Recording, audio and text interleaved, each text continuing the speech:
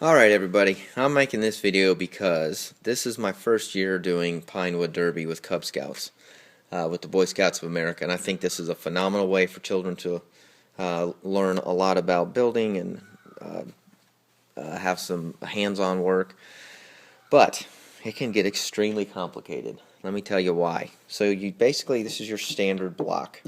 We drew on it already, but this is what you get out of that $4 kit. So you have the standard block, your four wheels, and your axles, which are these standard nails. That's basically your car. You can throw some stickers on it, etc., put some weights on it, get real fancy, but that right there is $4. Then it gets out of control. And I have this all set up for you because I'm explaining a few of these things, and I'm going to have separate videos on them, but what a lot of people have done is this wedge. So I bought this at the Cub Scout store for $3. No wheels, no axles. But then if you don't have a way to cut wood, I highly recommend this. So you already have your axles in the correct spot. I'll explain that later. And you already have some sort of a form if you don't want to use the main block. Wheels. Wheels are real important. Standard BSA wheels. It says it right here on the side. You probably cannot see it. But you have to use these wheels in most district races. Otherwise, you will be disqualified because of the only the thickness here, but also the weight. It's just be really careful with your wheels. Standard axles are what these look like. You can buy axles that have already been shaved and trimmed and have gaps and whatever. I'm going to show you how to kind of make these a little bit faster, but the key here is, why I'm bringing that up, is you can spend a lot of money on fancy axles. Stickers, kind of a no-brainer, but they come in a bunch of different kits. Weights, you've got weights that are kind of cut in half like this. You've got weights that are in squares that you can break and bend. You have a whole chassis of which you can break and bend with screws in it. These are also weights. They're coils, and then you can cut them, drill holes in the back of the car and sink them in, and then either super glue them or use a hot glue gun. This is a hub tool is what it's called. You basically take the wheel and the inside and the outside go into this little spindle with sandpaper, and it sands it down so it's faster there. This is called a nail puller. So if you get your axles in there and you want to pull your wheels off to work on them again, or something breaks, this little piece right there hooks on the head of the nail, pulls that out. This is called a Pro Hub outer shaver. Same deal there. No picture, but that also shaves this hub on the wheel. We have got a center of gravity stand that you stick it on there to make sure that the center of the gravity is the way it should be. And we're not done. These little nifty gadgets go inside the wheel right like this against the car, like that.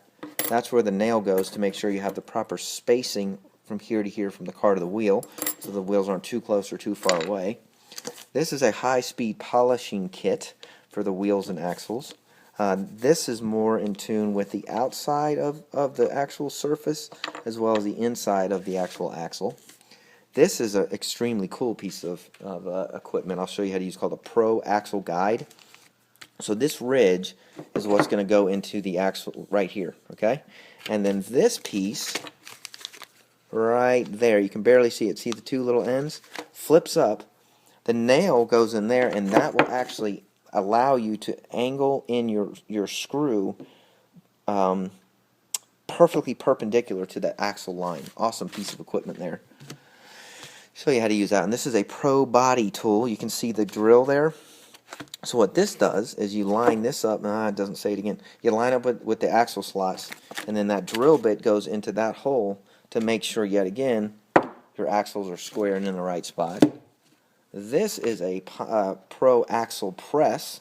So you see the little hole right there? Here again, the point of this is it makes a straight axle.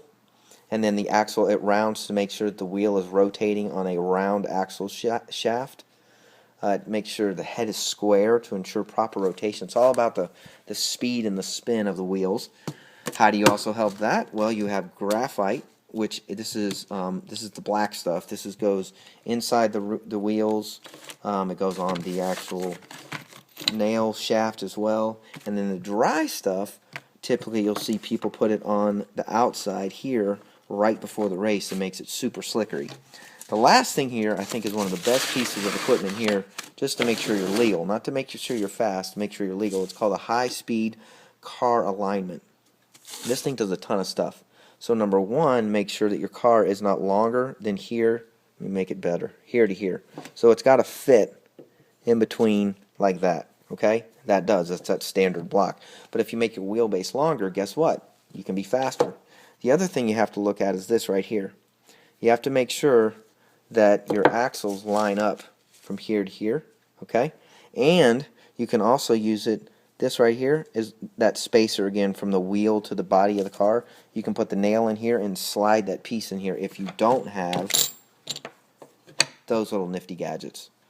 The other thing, this one right here, number 9, that slides underneath the car, so when the car's wheels are here, I'll show you how to use it. You make sure it could pass through. Not only can you clear the track, but I've been told some districts are very, very strict that you can't lower it because a lower car will go faster. A lower car will also drag on the track, but it's got to be the height greater or equal to that little space. It does a few other things here, but the point is this is a really nifty tool to have to make you legal. All that right there went from a $4 block of wood, axles and wheels, to well over $100. And I did not buy tungsten weights. I didn't even get into that. That's a whole nother story. But you can use tungsten weights instead of these steel weights. So I hope that explains some of it. I'm going to make a bunch of other videos, step by step, hopefully, with some of these other things and how to make sure your weighting is right. But what you're after is a car that is no longer than this, does not weigh more than 5.00 ounces. You can weigh 4.95 in a race, but not 5.1. 5.0 or less. You have to use these wheels in most races to qualify, unless you're in an unmodified or in a modified race. And last thing, I gotta show you this before I turn this video off. See this car? That's the top, that's the bottom. Most races you have to be able to see this ridge line of the axles. So this is not legal because this plate, this is a plastic piece, covers it up. And on the front here, there was none.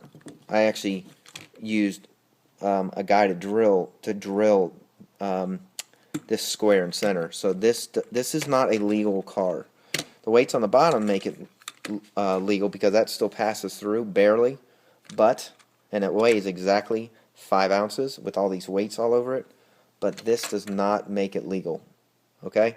Just an FYI. So, good luck with Pinewood Derby. It's a lot of fun with you and your Cub Scout. Here's a few of the pieces. I hope that helped explain some of it for the new people out there.